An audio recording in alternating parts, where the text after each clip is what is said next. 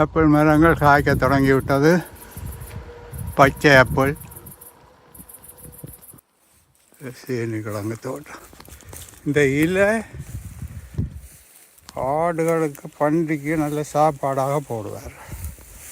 பாருங்க, கிழங்கு வந்துருக்கு, காண்பிக்கிறேன் பாருங்க. இதில் எல்லாம் கிழங்கு ஒரு 4 கிலோ அளவுக்கு விளையும். இந்த மாதிரி கிழங்குகள். சோளத்துக்கெல்லாம் யாரும் வேலைக்கு போகிறதில்லை, அதெல்லாம் மெஷினாலேயே வெட்டுறது.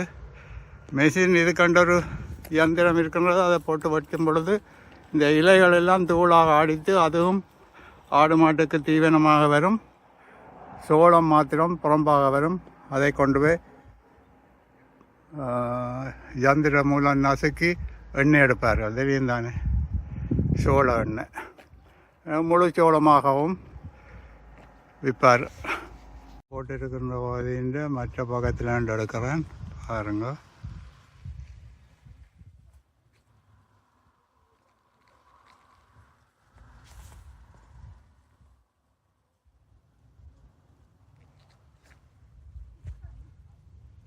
இவ்வளவு நீளமாக போட்டிருக்கு பாருங்க. 500 ஏக்கர் அளவில் வரும். இதுக்கு பக்கத்தில் சீனி கிழங்கு இருக்கின்றது. இது சீனி கிழங்கு தோட்டம்.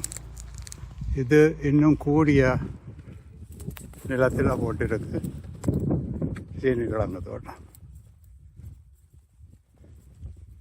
இந்த முறை நல்ல மழையெல்லாம் படியாக பெய்து நல்ல விளைச்சலாக வருகின்றது. பார்த்தா தெரியும்.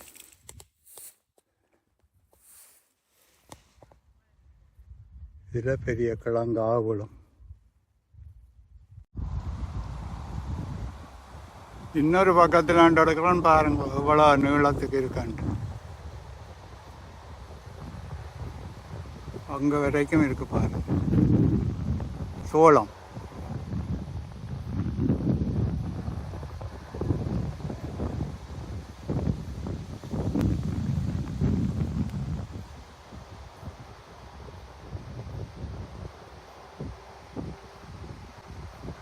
சோளம் எல்லாம் அப்படியே பற்றி வந்திருக்கு. சோளம் பற்றி பார்த்தீங்கன்னா தெரியும்.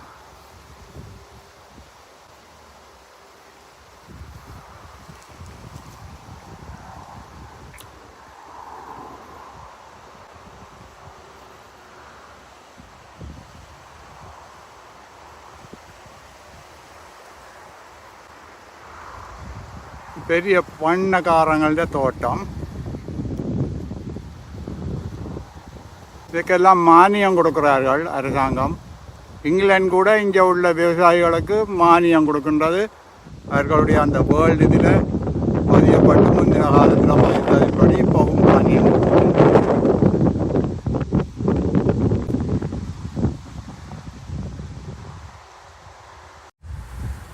இது ஒரு பகுதி கோதுமை அறுவடை செய்தபடி இருக்குது.